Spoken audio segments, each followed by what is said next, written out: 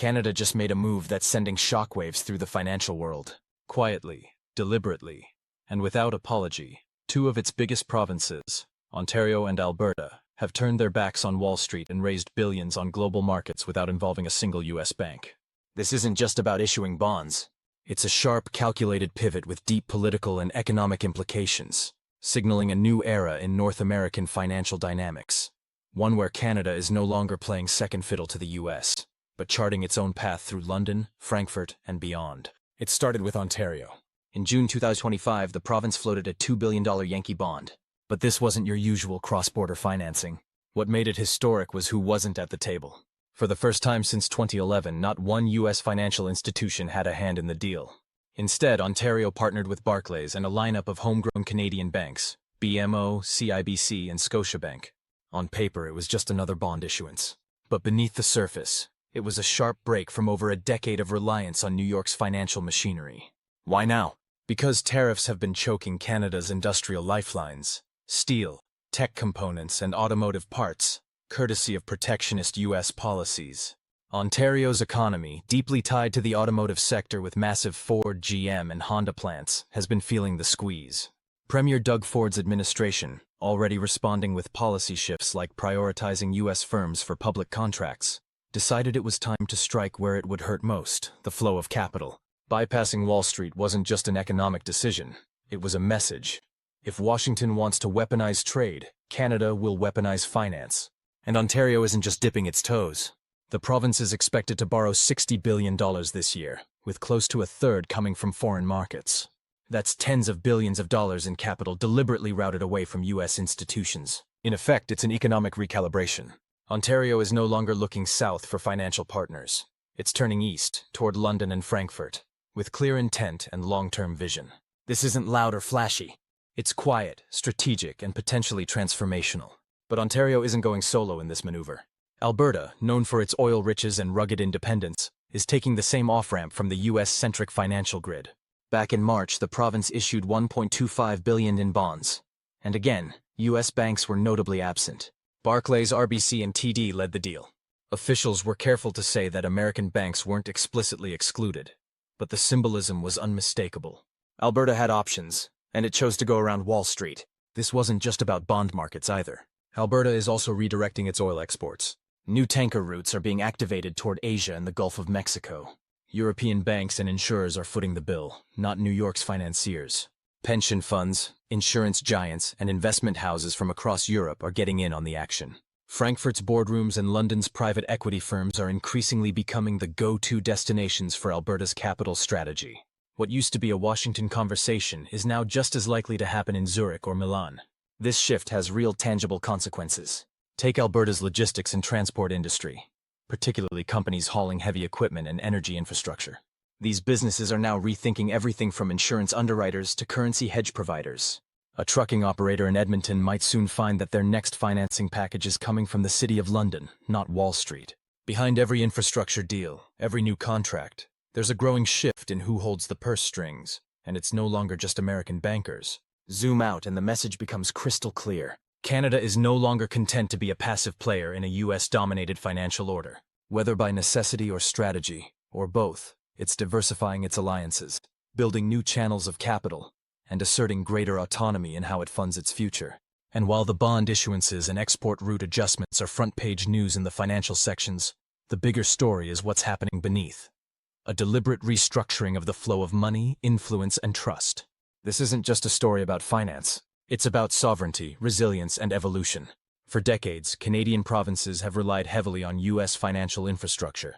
But now, confronted with the economic consequences of political decisions made in Washington, they're proving they can do business on their own terms, and do it well. The implications stretch far beyond interest rates and trade statistics.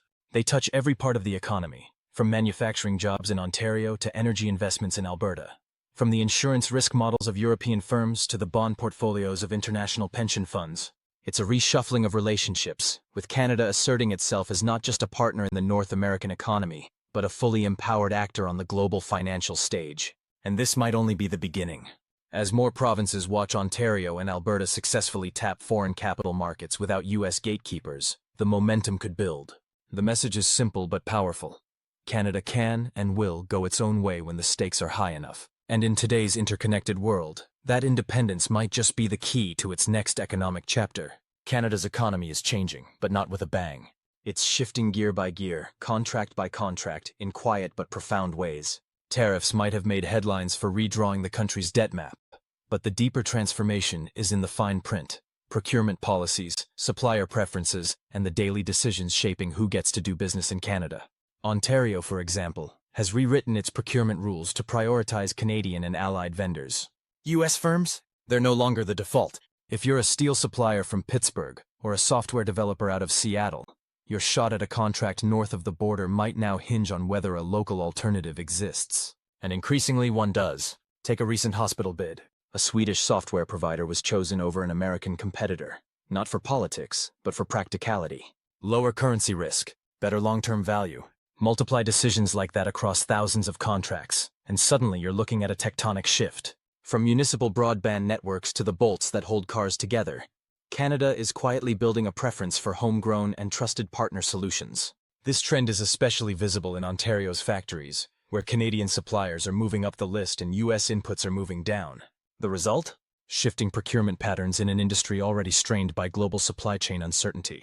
Add in a new layer of economic recalibration, and it's clear. Canada isn't just tweaking around the edges, it's rewriting the playbook. Even in British Columbia, where ties to U.S. financial firms remain, the broader motion is away from American influence. The gears of North America's financial engine are grinding, and Canada is veering into a lane of its own. But this is more than a procurement story. Quietly, behind boardroom doors and inside policy memos, Canada is starting to pull away from the U.S. dollar's gravitational pull. As Alberta and Ontario reduce their exposure to American banks, cracks are appearing in the dollar-dominated financial system that's long underpinned North American trade. They're subtle but growing. In Vancouver, late-night commodity traders are reporting liquidity bottlenecks, struggles to access U.S. dollars that haven't been seen since the aftermath of the 1998 Asian financial crisis. No one's panicking, but the warning lights are on. Canadian financial institutions are no longer building risk models around the Federal Reserve. Instead, they're aligning with the European Central Bank's yield curves. A quiet but strategic pivot. It's not just a shift in spreadsheets. It's a change in who defines Canada's financial weather forecast. And while billions still flow both ways, more than $1 trillion of Canadian assets remain in the U.S., and $500 billion in reverse, many institutions are no longer assuming smooth sailing. They're hedging. Quietly, preemptively. One Boston-based fund even placed a bet against prolonged U.S.-Canada trade stability, without ever moving a dollar. That's the new game plan. Stay invested but protect the downside. You can already see the consequences. In Thunder Bay, a solar startup exploded in growth when tariffs hit Chinese imports, only to get crushed when copper shipments out of Shanghai stalled. Even local wins are tied to global bottlenecks. And nowhere is this interdependence more raw than in Ontario's auto sector, where finance, trade, and policy collide in the most tangible way possible. The cars on the assembly line. This is the ground zero of Canada's economic shift. Ontario's auto belt, home to major plants from Ford, GM, Honda, is where tariff hits were felt the hardest. And now, ironically, it's where Canada is pushing back with precision. Every shift in borrowing costs, every tweak in capital access, every procurement decision, it all has an immediate impact on factory schedules, employment plans, and expansion projects. And now that Ontario is turning away from Wall Street and looking toward Frankfurt, the makeup of the investment table is changing. But new partners bring new terms. European lenders, increasingly bound by ESG mandates, may hesitate to back carbon-heavy projects. That creates fresh challenges not just for Alberta's oil-dependent economy, but also for auto programs still reliant on combustion components. In this new environment, automakers are discovering that the right factory location or tax rate may no longer be enough. You'll also need the right lender, and that lender may care more about your emissions report than your EBITDA. So where does all this leave us? The answer isn't in a headline or a single policy shift, it's in the bigger pattern. Canada hasn't just stepped back from its financial relationship with the US. It's building an entirely new one. This isn't about temporary tariffs or one-off deals.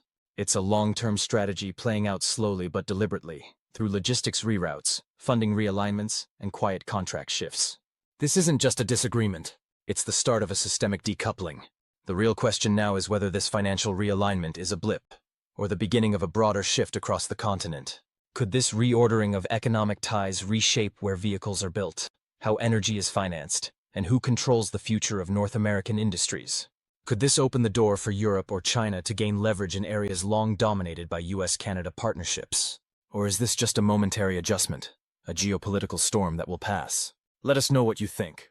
Whether you're wrenching in a garage, analyzing markets from a skyscraper, or just curious about where the next car on your street is coming from, your insight matters. Drop your thoughts in the comments, and if you haven't already, hit that subscribe button. We're your pit stop for deep dives on industry trends, vehicle innovation, and the geopolitical currents shaping tomorrow's economy. Thanks for riding with us. Stick around, there's a lot more to uncover.